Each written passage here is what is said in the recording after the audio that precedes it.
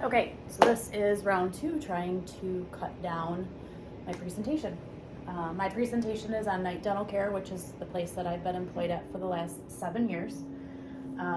It is a dental office in Midland, Michigan, and these are a few of the things that we're going to talk about and hopefully get through in the next 10 minutes. So the first thing is about Dr. Knight. He has a 3-generation practice that he bought from his uncle. He and that uncle got it from his uncle before that. He graduated from the Michigan School of Dentistry in 1995 and has had this practice ever since. He's a member of the American Dental Association, the Michigan Dental Association, Saginaw Valley Dental Association, Academy of General Dentistry, and International Congress of Implantology. This right here is our team that we have at our office. We are missing one person just because she wasn't there when we got our pictures taken. But we have 3 front office, 3 dental assistants, and 3 hygienists. So there's 9 of us total. When I first wrote this paper, we did have an associate dentist. He has gone on and bought his own practice now, so we are actually back down to 1 dentist. So Knight Dental Care, like I said, it's a 3-generation practice. It consists of 9 team members plus our doctor. Total, we have over 175 years of experience in the dental field with all of these people. Top managers, myself being over here as the office manager. I take care of all the financial information and anything that's the front end of the office. Heather is our lead dental assistant and Stephanie is our lead hygienist. So for this slide, just looking at task performance and citizenship behavior. Task performance is basically just doing your job. Coming in, doing your job, going home. Citizenship behavior is going above and beyond, making sure that everything's done. If anybody's having trouble, they want to make sure that they help. With the positive citizenship behavior, we definitely have that in our office, and everyone displays such a great positive citizenship behavior because they always go above and beyond and make sure that everybody is helped. The levels of organizational commitment, I believe, help to increase productivity, which then increases profitability because the more you can do, the more you can make, and in turn, you get paid more. So that's great for that. Job satisfaction is described as a pleasurable emotional state resulting from the appraisal of one's job experience. And then stress is defined as the psychological response to demands where there's something at stake and where coping with the demands taxes or exceeds a person's capacity of resources. I put on here, how can we increase job satisfaction? How can we manage stress better for Dr. Knight? Both of those are going to be for us to find an associate dentist. Right now, we're really, really pushing for that so that he is a little bit less stressed. I picked out the goal setting theory for the motivation. This theory is about being very specific about goals that are set. You want to have SMART goals, make sure everybody knows what their goals are and make sure that they are attainable. The dimensions of organizational justice. Distributive reflects a perceived fairness of decision-making outcomes by asking whether outcomes such as pay, reward, evaluations, promotion, and work assignments are allocated using proper norms.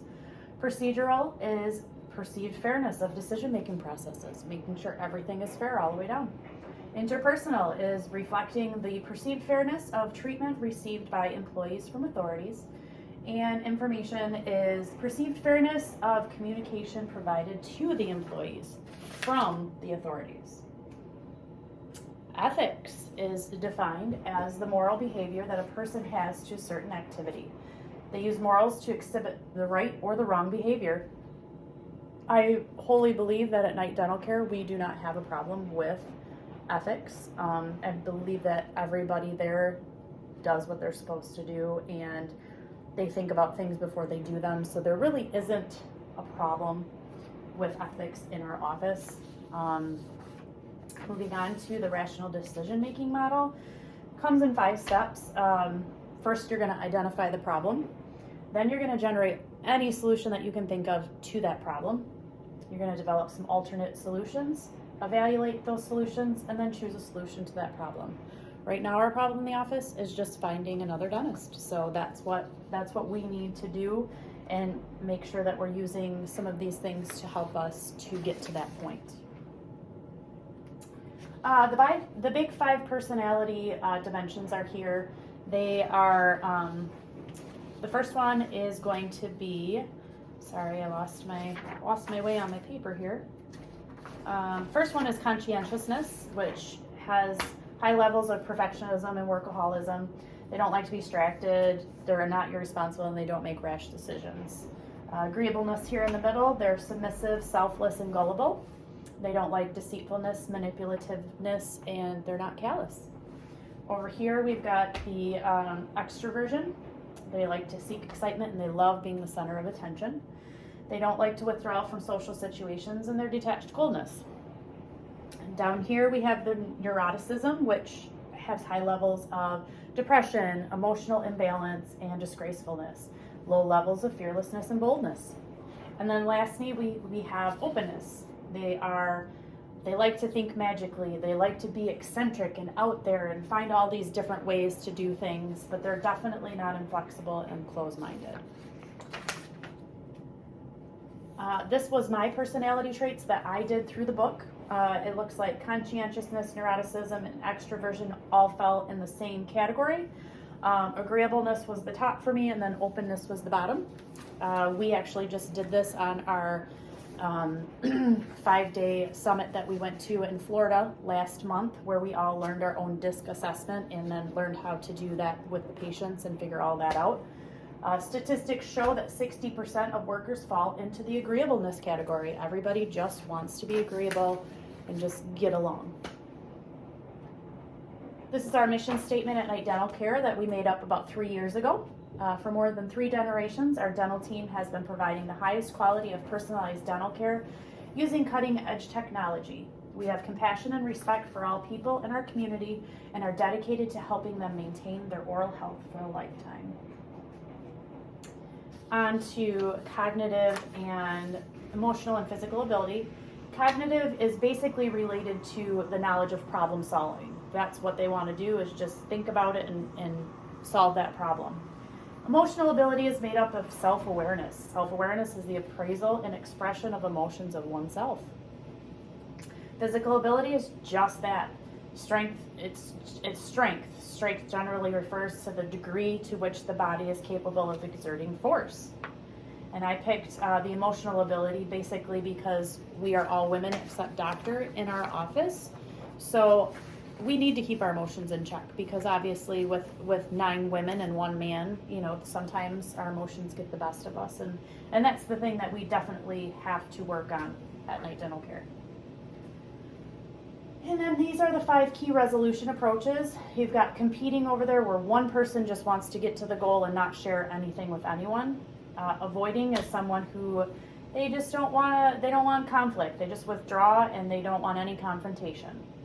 Collaborating is the opposite of competing. They're assertive and cooperative. Accommodating, they like to cooperate, but they're not assertive. They'll do what you tell them to do, but they want to stay in the background. And then compromising occurs when both parties are partially assertive and cooperative.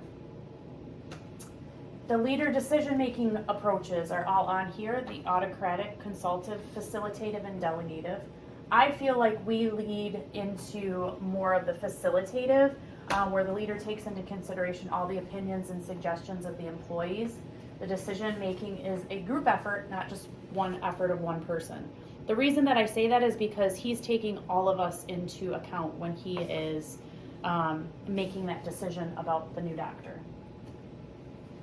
And then these are the 5 key elements of, sorry, I lost my place again. The 5 key elements of an organization. We fall under the span of control right here. And I put a chart here showing basically, one person that's a manager has certain people underneath it, and that's how they go through and work everything out. And then I just put some testimonials from some of our patients that we have. We have a 4.8 star on Google, and I welcome you to go to our Google page and to read some of them. We have lots of patients that are very, very invested in our practice and love what we do. This is just showing the culture at Knight Dental Care. We do a great job trying to make sure that we are having fun and making sure that the patients understand that we're not just there just doing our job. We're family. We like to be with each other. We like to do trivia with each other. We like to do fun things. So this is a picture of us when we were at our summit in Fort Lauderdale back in May. And this is one of our pictures that we have that we took when we got our pictures done for our website. So, and that is all I have. If you have any other questions, please let me know, but I'm glad that I was able to present this to you.